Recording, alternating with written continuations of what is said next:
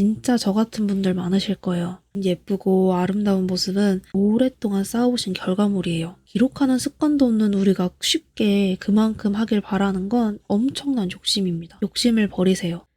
안녕하세요. 이세아입니다. 오늘은 제가 다양한 이유로 다이어리를 쓰는 걸 실패했던 경험을 실사를 하면서 얘기해 보려고 합니다. 이유를 정리해 보니까 5가지가 나오더라고요. 이번 영상은 다들 엄청나게 공감이 되는 내용이 될 것 같아요. 바로 본론으로 들어갈게요. 첫 번째는 바로 욕심입니다. 매년 새해 다짐으로 올라오는 것 중에 다이어리 쓰는 것도 빠지지 않는 것 같아요. 그래서 새해가 가까워지면 새 다이어리를 삽니다. 문제는 날짜가 안 적힌 다이어리가 집에 있어요.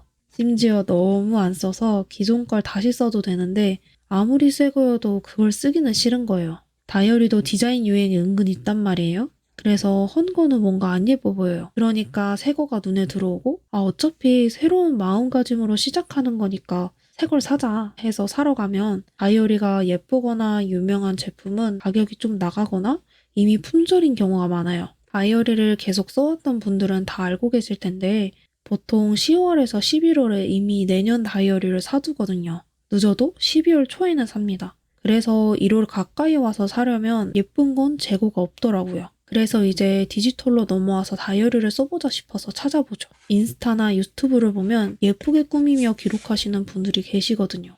정말 신세계인 거예요. 글씨도 그냥 예쁜 폰트를 쓰면 되고 좋아하는 사진을 스티커로 간단하게 붙일 수가 있으니까 엄청 좋아 보였어요. 시도는 했지만 실패했어요. 이미 내 머릿속에는 인스타 고수분들의 이미지가 박혀 있는데 내가 하려니까 그 결과물이 안 나와서 실망하고 그럼 그분들이 쓰는 폰트, 스티커, 브러쉬, 프로그램 이런 걸 찾아보고 차라리 종이 다이어리를 사는 게 더 싼 거예요. 그래서 그냥 욕심을 덜고 시작이라도 해보자 싶어서 쓰는데 손글씨로 쓰자니 종이에 쓴 것보다 시간이 더 걸리고 엄청 끔찍한 글씨가 써지는 거예요. 그렇다고 타자를 치자니 뭔가 인공적인 글씨가 써져 있으니까 내가 썼는데 내 거가 아닌 느낌이 드는 거예요. 그래서 결국 아이패드를 키면 굿노트를 키는 게 아니라 유튜브를 보거나 넷플릭스를 누르는 경우가 더 많았습니다. 진짜 저 같은 분들 많으실 거예요. 인터넷에서 보는 그 모든 예쁘고 아름다운 모습은 그분들이 오랫동안 쌓아오신 결과물이에요. 기록하는 습관도 없는 우리가 쉽게 그만큼 하길 바라는 건 엄청난 욕심입니다. 욕심을 버리세요. 저도 마찬가지고 대부분은 그분들처럼 글씨를 예쁘게 못 쓸 겁니다. 또 그만큼 노하우도 없을 거고요. 우린 종이에 우리 생각을 쓰는 연습부터 해야 합니다. 그래서 결국 종이 다이어리를 펼칩니다. 근데 쓸 내용이 없어요. 뭘 써야 할지를 모르겠는 거예요. 그래서 막 쓰는 방법을 찾아보는데 뭔가 내가 느끼는 이 막막한 감정을 뻥 뚫어주는 그런 영상은 없더라고요. 원인이 무엇이었느냐? 바로 다이어리를 쓰는 것에 대해 잘못된 고정관념 때문이었습니다. 일기를 쓸 때 우리가 항상 뭐 생각해요? 오늘 쓸만한 일이 뭐가 있었지? 라고 생각을 하죠. 근데 대답이 특별한 게 없어서 쓸 게 없는데? 가 나오는 거예요. 그냥 하루가 어제와 비슷해서 쓸 게 없는 거죠. 이렇게 되면 1년에 365번을 쓰는 게 우리 목표인데 쓸 수 있는 날이 몇 개 되지 않아요. 특별하다는 기준이 높을수록 더 적어지겠죠? 사실 다이어리 적을 때 특별한 것만 적을 필요 없어요. 이순신 장군이 쓴 난중일기도 전쟁과 관련된 흥미진진한 날도 있었지만 오늘 뭐 먹었는지, 날씨는 어떠했는지 이런 별거 아닌 기록도 함께 적혀져 있습니다. 다이어리라는 게 나만의 기록이잖아요? 초등학교 때 일기가 숙제인 경험이 남아있어서 그런가? 이제 다 커서 내 걸 볼 사람이 없는데도 자꾸 남에게 보여줄 만한 기록을 하려고 하는 것 같아요. 별거 아닌 것도 특별하게 바라보면 특별해질 수 있습니다. 예를 들어볼까요? 숨은 우리가 항상 쉬고 있는 거죠. 별로 특별할 게 없습니다. 하지만 만약 숨을 들이쉬고 내쉬는 걸 관찰해보면 어떨까요? 들이쉴 때 가슴이 풍선처럼 부풀어 오르고 끝까지 차면 찰나의 순간에 내쉬는 숨으로 바뀝니다. 코로 들어오는 숨은 차가운데 코를 지나면 그 온도가 느껴지지 않죠. 어떤가요? 관찰하는 순간 그 숨이 똑같나요? 매 순간 숨이 다르게 느껴질 거예요. 이렇게 하루를 살아가면서 어떤 기분이었는지, 어떤 말을 했는지, 무슨 생각을 했는지 생각과 느낌을 첨가해 보세요. 관찰을 하면 똑같아 보였던 하루도 다르게 보이게 될 겁니다. 세 번째는 합리화입니다. 다이어리를 쓰기 시작하는 초창기엔 정말 쓸 시간이 없어요. 뭐 한 것도 없는데 이것저것 하면 잘 시간이 됩니다. 근데 정말 시간이 없는 걸까요? 사실 시간이 없다는 건 거짓말이란 걸 알게 됩니다. 근데 왜 자꾸 같은 핑계로 미루는지 생각해 봤거든요. 바빴다는 게 참 좋은 변명인 거예요. 말이 참 그럴듯하거든요. 이 말의 내재된 뜻을 살펴보면 내가 게을러서 못 쓴 게 아니야. 내가 바빠서 시간이 없어서 그런 거지. 하고 나를 게으른 사람이 아니라고 방어하기 위해 쓰고 있더라고요. 행동하지 않은 거에 대한 부정적인 감정으로부터 나를 지키기 위한 합리화였죠. 나를 지키려는 생각이 내가 변화하는 길을 막고 있는 장애물이 된다니 아이러니하죠. 솔직해집시다. 시간이 없다는 변명을 치워내야 그 뒤에 내가 어떤 걸 부담스럽게 여기고 있는지 알 수 있어요. 기록하는 게 어렵다면 한 줄만 적어보는 거예요.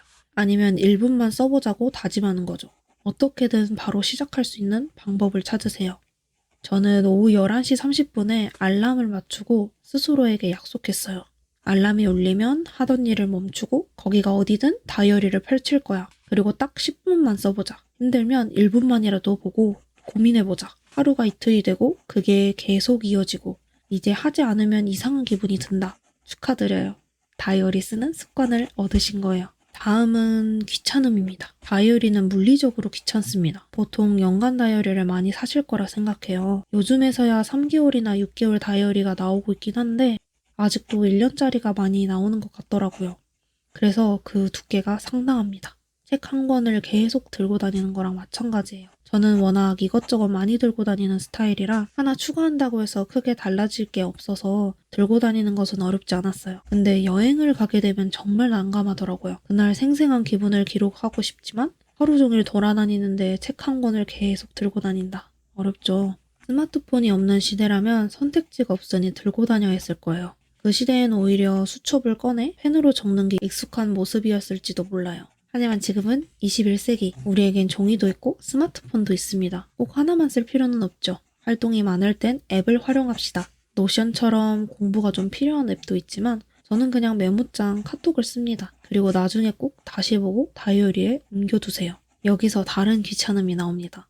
옮겨 적을 때 정말 귀찮습니다. 옮겨 적으면 시간도 걸리고 손도 아플 것 같고 그래서 힘 안 들이려고 굳이 옮겨 적을 만한 기록인가? 하면서 합리화를 하려고 해요. 이럴 땐 이전 기록을 다시 되돌아봅니다. 텅 빈 다이어리를 보면 사소한 기록이라도 남겨져 있는 게 얼마나 소중한 건지 알 수 있을 거예요. 진짜 하얗게 비워져 있는 날은 뭘 했는지 하나도 기억이 안 나거든요. 남겨진 기록이 의미가 있다는 걸 깊이 느끼는 순간 옮겨 적는 귀찮음은 사라질 거예요. 지금 귀찮은 걸 견디면 나중에 추억으로 돌아오니까요. 마지막으로 장기간 기록을 하다 보면 현타가 올 때가 있어요. 바로 괴리감입니다. 이건 제가 작년에 꽤나 오래 앓은 감정이에요.